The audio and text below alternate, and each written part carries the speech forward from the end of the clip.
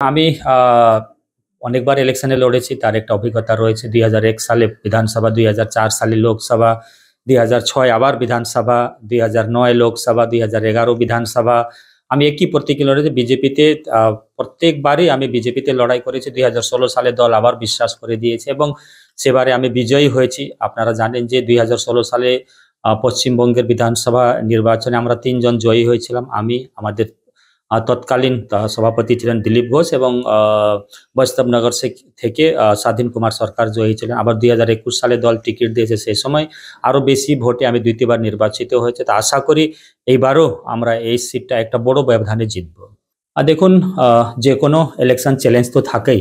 যে কোনো যুদ্ধে যদি আপনি নামতে যান তাহলে সে যুদ্ধ তো আপনার কাছে চ্যালেঞ্জ হয়ে দাঁড়াবে। আর রাজনীতি এবং খেলাধুলোতে প্রত্যেক দিনই নতুন দিন হয় নিশ্চয়ই। আর এটা তো কে প্রার্থী হবে আপনার আমার হাতে নেই। এটা আমাদের রাজ্য নেতৃত্ব আছে, সর্বোপরি আমাদের কেন্দ্রীয় নির্বাচন সমিতি আছে, ওনারাই ঠিক করবেন যে আগামী দিন কোন কেন্দ্রে কোন প্রার্থী হবে। অবশ্যই বিগত দিনেও উত্তরবঙ্গের মানুষ, আলিপুরদুয়ারের মানুষ এবং আলিপুরদুয়ারে বিশেষ করে বিগত দিনেও বিজেপিকে দুই হাত ধরে আশীর্বাদ করেছে। আশা করি এইবারও করবে এবং ভবিষ্যতেও দুই হাত ধরে বিজেপিকে আশীর্বাদ করবে। হ্যাঁ, নিশ্চয়ই। আমি অনেকবার ইলেকশনে লড়েছি, তার একটা অভিজ্ঞতা রয়েছে। 2001 সালে বিধানসভা, 2004 সালে লোকসভা, 2006 আবার বিধানসভা, 2009 লোকসভা, 2011 বিধানসভা। আমি একই প্রতীকে লড়েছি বিজেপিতে।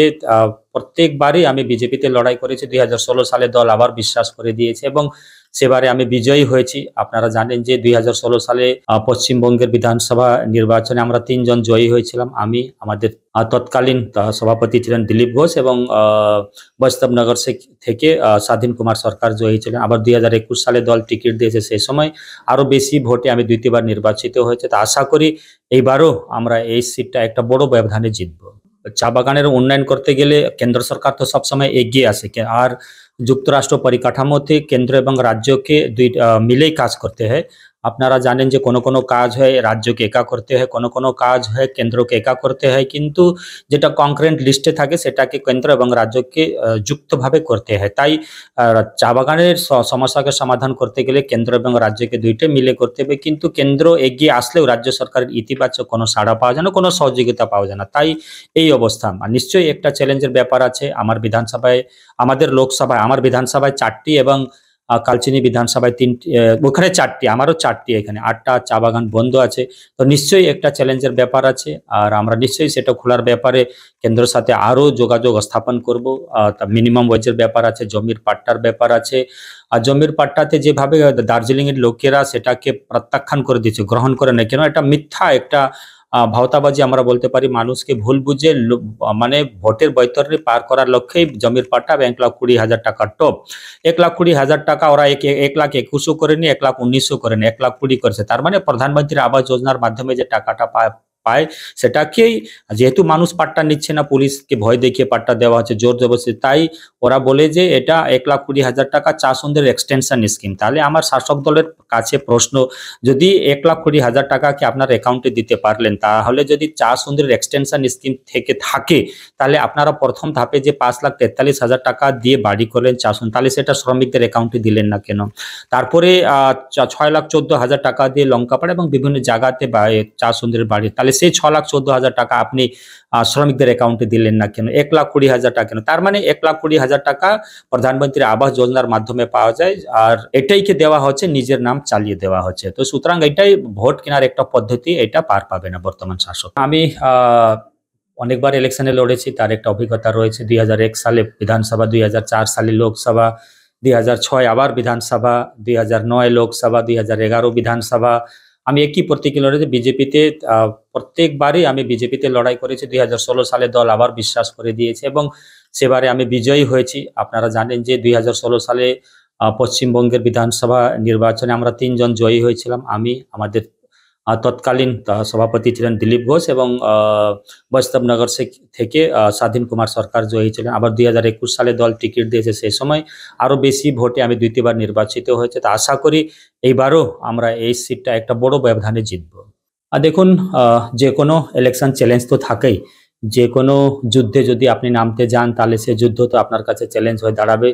আর রাজনীতি এবং খেলাধুলোতে প্রত্যেক দিনই নতুন দিন হয় নিশ্চয়ই। আর এটা তো কে প্রার্থী হবে আপনার আমার হাতে নেই, এটা আমাদের রাজ্য নেতৃত্ব আছে, সর্বোপরি আমাদের কেন্দ্রীয় নির্বাচন সমিতি আছে, ওনারাই ঠিক করবেন যে আগামী দিন কোন কেন্দ্রে কোন প্রার্থী হবে।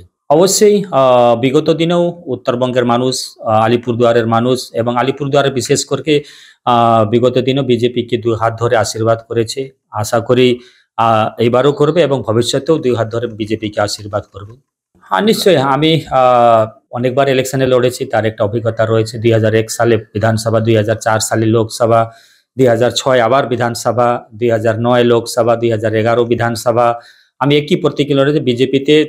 প্রত্যেকবারই আমি বিজেপিতে লড়াই করেছি। 2016 সালে দল আবার বিশ্বাস করে দিয়েছে এবং সেবারে আমি বিজয়ী হয়েছি। আপনারা জানেন যে 2016 সালে পশ্চিমবঙ্গের বিধানসভা নির্বাচনে আমরা 3 জন জয়ী হয়েছিলাম। আমি, আমাদের তৎকালীন সভাপতি ছিলেন দিলীপ ঘোষ এবং বৈষ্ণবনগর থেকে স্বাধীন কুমার সরকার জয়ী ছিলেন। আবার 2021 সালে দল টিকিট দিয়েছে, সেই সময় আরো বেশি ভোটে আমি দ্বিতীয়বার নির্বাচিত হয়েছে। তো আশা করি এইবারও আমরা এই সিটটা একটা বড় ব্যবধানে জিতবো।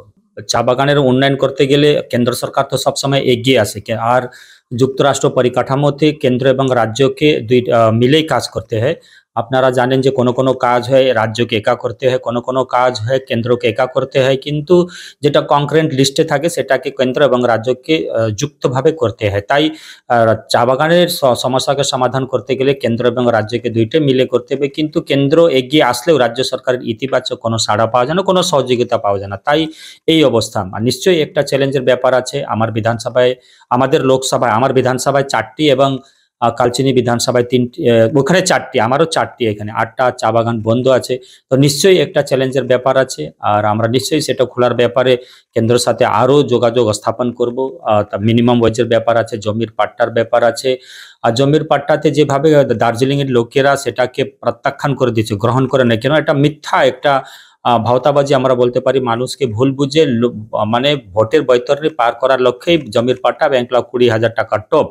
1,20,000 টাকা ওরা 1,21,000 করেনি, 1,19,000 করেনি, 1,20,000 করেছে। তার মানে প্রধানমন্ত্রী আবাস যোজনার মাধ্যমে যে টাকাটা পায় সেটাকেই, যেহেতু মানুষ পাট্টা নিচ্ছে না, পুলিশকে ভয় দেখিয়ে পাট্টা দেওয়া হচ্ছে জোর জবরদস্তি, তাই ওরা বলে যে এটা 1,20,000 টাকা চা সুন্দর এক্সটেনশন স্কিম। তাহলে আমার শাসক দলের কাছে প্রশ্ন, যদি 1,20,000 টাকাকে আপনার অ্যাকাউন্টে দিতে পারলেন, তাহলে যদি চা সুন্দরের এক্সটেনশন স্কিম থেকে থাকে, তাহলে আপনারা প্রথম ধাপে যে 5,43,000 টাকা দিয়ে বাড়ি করলেন চা সুন্দর, তাহলে সেটা শ্রমিকদের অ্যাকাউন্টে দিলেন না কেন? তারপরে 6,14,000 টাকা দিয়ে লঙ্কাপাড়া এবং বিভিন্ন জায়গাতে চা সুন্দরের বাড়ি, তাহলে সেই 6,14,000 টাকা আপনি শ্রমিকদের অ্যাকাউন্টে দিলেন না কেন? 1,20,000 টাকা কেন? তার মানে 1,20,000 টাকা প্রধানমন্ত্রী আবাস যোজনার মাধ্যমে পাওয়া যায়, আর এটাইকে দেওয়া হচ্ছে, নিজের নাম চালিয়ে দেওয়া হচ্ছে। তো সুতরাং এটাই ভোট কেনার একটা পদ্ধতি, এটা পার পাবে না বর্তমান শাসক।